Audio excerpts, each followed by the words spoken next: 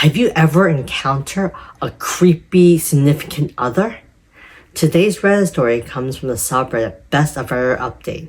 The story was originally posted in 2X chromosome. Let's get into it. It's titled, "Tonight I broke up with my boyfriend because he kept joking about murdering me." What is going on? During our first few weeks of dating, he joked too much for comfort that he was going to murder and dismember me and dispose of my body. Wow, red flag number one there. Maybe out of context, I'm being dramatic. He's very sarcastic and has dark humor. But to me, it wasn't funny and caused me anxiety because I know the statistics. I talked to him about this. I told him repeatedly, stop joking about killing me. He kept on with the jokes until I finally told him that those jokes literally scare me. He apologized and seemed to feel bad that his jokes made me scared of him. Tonight, we were over 3 hours late to meet with his brother to play games, watch movies, and eat dinner. When I was talking to him about us being late, I noticed he sighed deeply, clenched his fist, and looked down at it as if he was making a conscious choice to not punch me. Then, as I was saying goodbye to his brother, he comes into the room and says she should say her permanent goodbyes. Wow, psycho. I said, what the F? He said it was a joke. I asked, how is it funny? What's the punchline? Please explain to me how that was supposed to be funny. He couldn't answer. I didn't want to get in the car with him. I walked off and thankfully my roommate picked me up and drove me home. He called me later and I told him I'm done. He's a good man other than for the jokes about killing me. We talked about and agreed that he wouldn't joke about killing me anymore, but then he did it again tonight and doubled down that it was just a joke and that actually I'm the problem.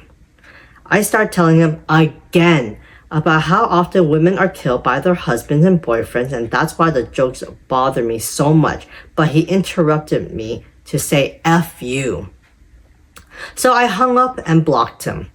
All of this really does suck because my roommate says I should just talk it out with him and give him another chance because they can tell I really like him and he really likes me. But I already did that. I thought we were past the homicidal jokes. Then he did it again tonight while he was angry with me and it caused me this awful feeling in my gut that I needed to not get in the car with him and get away from him. I've had boyfriends and male friends in the past. None of them have ever made jokes about murdering or dismembering me, especially multiple times after I told them to stop. Have you had friends or boyfriends that made jokes like this? Where's the humor in it? What would you do in this situation? Girl, you need to run away, okay? Listen to your gut. Your intuition usually does not steer you wrong. He is a walking red flag. He is a danger to you. So good for not getting into the car with him. So she posts a quick update. Says, I haven't heard from him and he hasn't caused any trouble since the breakup. If anything comes up, I'll update this post. Good for you. I hope he doesn't contact you or anything. So some of the commenters says, you have already given him chances. He agreed to change, then he broke his word. So not only is he verbally abusive and potentially violent, he also breaks his word. You did nothing wrong. There is no humor in what he said, and abusers frequently excuse their abuse in the two ways he did. First, they say it was a joke. If you don't accept that, they try to blame it on you. You don't want to become a statistic. Well, there are plenty of men out there who will never threaten to kill you. You have done exactly the right thing. Don't feel bad about anything you've done. My one piece of advice is to be very strict around dating men when it comes to threats. Joke or not, if a man threatens you in any way, tell him that if he does it again, it's over. Don't tolerate any kind of threat or violence ever. If the man is actually a danger, he will see tolerance as a sign that he can violate your boundaries without consequences. Another commenter says, just remember, there's a lot of murdered women that once said, he'll never do that to me, which is very true. Another commenter said, when I was a teenager, I would go driving around country roads and around our smallish town with male buddies from school. I'm a woman. And one night, my really good friend thought it was a good idea to make a joke about chopping me up with an axe. I got really terrified because it was just an overwhelming and scary thing to hear, and I started to cry. The immediate regret was obvious in my friend's eyes, and he generally looked mortified for having to scare me so bad. He started apologizing and saying it was such a stupid joke and reassured me. In the moments after making his stupid attempt at humor and seeing the impact that it had, he felt remorse and wanted to correct his behavior. Your ex did not do this, or if he did, he immediately repeated the scary behavior again anyways. My friend never made a joke like that again. Men who actually care about us will respond empathetically to our fears response and will want to do whatever it takes to ensure we were safe around them, especially if it's as simple as refraining from making dumb jokes. I hope you never have to see this creep again, and good for you for sticking up for yourself. I completely agree. You dodge a huge red bullet and a huge red flag. This guy is just dangerous. Not just to you, I'm sure he's probably a danger to other people. If he has the guts to say, oh, I want to murder you or dismember you, I'm pretty sure he says that to other people too. So yes, he is psychotic. You should stay away from him. And I hope he doesn't contact you. The OP does post another update. And she wrote, thankfully, I have moved across states since then and have not seen him since. The last time I spoke to him over the phone, I made it very clear several times. OPs. You promised you stopped making jokes about murdering me. Then you did it again. Ex-boyfriend. Oh, no, I'm sorry. OP says, you realize the greatest threat for women is being murdered by their boyfriends and husbands. They are most likely to be killed by men they know. Ex-boyfriend. Hey, OP, F you. So I hung up. I ghosted him after that, blocked him on everything, and alerted my employer if he showed up that he was a threat. However, he sent me an email in an attempt to, I don't know. I'll leave you to draw a conclusion because I really can't make sense of it. I'm sorry if I quoted incorrectly. I'm on my mobile. The email he sent me, it says, Dear OP's name. He got my name wrong multiple times and it became a joke, which is what he referred to here. I don't really know how to go about saying that I am empathetic as I'm pathetic mess, but I do feel that I can understand and I have recognized my actions have consequences, clearly. I thought I was being reasonable. I gave you time and space. I wasn't sure how long I needed to wait or if I should just do nothing. But I didn't know you had even blocked me until today, as I had not called and only texted that first day, expecting nothing back, yet now I understand I should have known. Okay. I tried to call you tonight though, despite my better judgment. That's when it hit me hard. It's been almost 2 weeks. I know you don't want to be in a relationship with me, but I want to end this civilly. I could hope at least. On terms that we both could live on happily, or me since I didn't have a choice. That terrible night was booze-ridden and unfortunately for me, the end of us. I didn't get any chance, but I made my choice and I was cut out of you like a cancer I became, regardless of how much I remember, due to my memories being cut down by Irish whiskey and eye-hazed focused. You ghosted me. Now I know how that feels, as I have done that to others. I deserve this. It's interesting because you mentioned to me that I never had to change my number in my last relationship over 5 years ago, because all I need to do was block them. Dang. History not only repeats itself, but can be effing ironic. I lost one of my best friends. I lost you. I have been hurting, OP.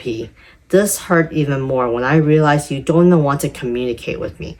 I would ask why, but I know it's because you hate me. What you think of me. What you think I am. Who likes Andrew Tate? Nobody. I embody that nobody. I am hate. I am Tate. I honestly have a lot of growing up to do. I was not aware of just how much. I do not regret you or the experience I shared, which was awesome and different than all the treasures I had experienced with another soul. We had so much in common, and yet the few things we didn't shape itself into a shadow that blocked our light your light. I regret not realizing that perhaps I was not ready. You are so beautiful and awesome, OP, and I hate hurting you in any way, especially since you deserve so much love, and instead I gave you fear. You, however, only gave me happiness. You made me feel wanted, so much so that it blindsided me. I haven't been that happy in a very long time, and maybe that's why I fell for you so hard and so fast, as I have been in the dark for years, and your essence got me as high as a kite. I could see the sky for once. I was flying. I had been grounded since I had lost my wings a few years ago, and it showed. I started sinking in the sand of time, in bottles, in gates, drowned by my fears. My brother lost a friend because of me. I lost because of me. I may be a good person that does bad things, but I did a bad thing to a good person. It scares me to think that when we do, and it will inevitably happen, as it's a small town, run into each other, you will fear me, and I will fear you. I don't want that. But I made my grave, and I suppose I need to sleep in it. I will not call you again as I did tonight as much as I want to. You can always call me, but I am aware that it's about as real as my dream coming true. I have respected your space. I haven't tried to suffocate it or breathe your air. I just want to bury myself with a little dignity today, considering that I must be public enemy number one. I'm embarrassed to admit that running into your roommates or even your coworkers make me feel uncomfortable. That I did. To myself and you. I'm sorry, OP. I don't know what else to say. I know you will find someone sooner or later who will treat you with respect and make you feel loved. I am not him. I failed. But you will have that. As much as I don't want to think about it, and you deserve it, as much as I didn't commit to that. I know you think I don't love you. You can ghost me. You cannot respond. I don't think you will anyways. Maybe you won't even read this, which is okay. I need to say my piece to rest at sea. But you can't take away how I felt, or how I feel at all. Maybe that was the problem. I was too much. You thought I was just a blimp in time anyhow, and now, that blimp can finally sink in time. Okay, this is just such a weird email from the ex-boyfriend. Okay, so commenters on this says, people talking about this man being psychopath or a narcissist. To me, he sounds like a generic boy that is trying to verbalize his emotion for the first time.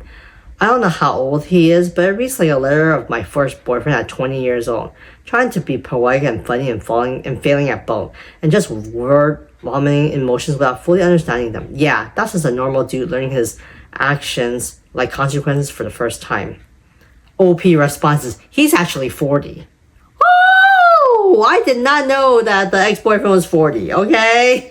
Yeah, that boy is, he is stuck in teenage years. Another commenter says, I'm so glad you're safe. I have wondered about you from time to time. OP says, thank you, I'm doing great. I'm glad that she's improving. Another commenter says, this reminds me of how an ex responded to me many years ago when I broke up with him. I broke up with him because I started getting this weird gut feeling that I didn't feel comfortable being alone with him, and he was getting very possessive and a bit manipulative.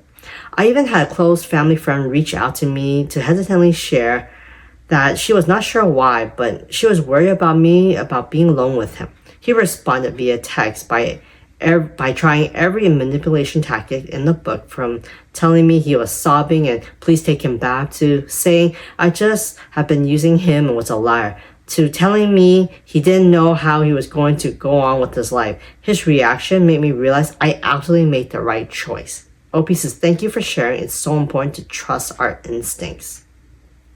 That's true. Another commenter says, him talking about alcohol makes it more sense. All the more reason to keep him blocked though. If he's making jokes while drunk, there's non-zero chance that he actually did fantasize about killing and dismembering you or someone else. OP responds by saying, most of the time he made those jokes when he was totally sober. Yeah, you really dodged a bullet. He is crazy, okay? He has no empathy, okay? Whatever he wrote in that email is just BS at this point, okay? Don't believe it. Another comment is, I read through your first post. The dating place is when you get to know someone. Take your time to do that before making more commitment. He is a nutcase. I doubt he goes to anyone, and he's trying to say things that make himself look better. OP responds by saying, we haven't been together for long. I was initially attracted to him because he was cheerful, happy, charismatic, kind, considerate, and handsome. Then the mask fell off. Ooh. Yeah. So one final commenter says, shadow that block our light, your light. Am I the only one who read it as another threat, death threat? Blocking the light with capital letters implying she will be turned off? Oh, please do not lower your guards and be careful. OP responds by saying, wow, you have a great point. I had not considered that until now. Yes, OP, I'm glad you're doing okay. I'm glad that you got away from this crazy ex-boyfriend. And I really hope that the ex-boyfriend is far away and not harming anyone else. Anyways, what do you guys think of this story? Let me know in the comments section. And remember, if you like these types of stories, to continue to like and subscribe. I'll see you guys later.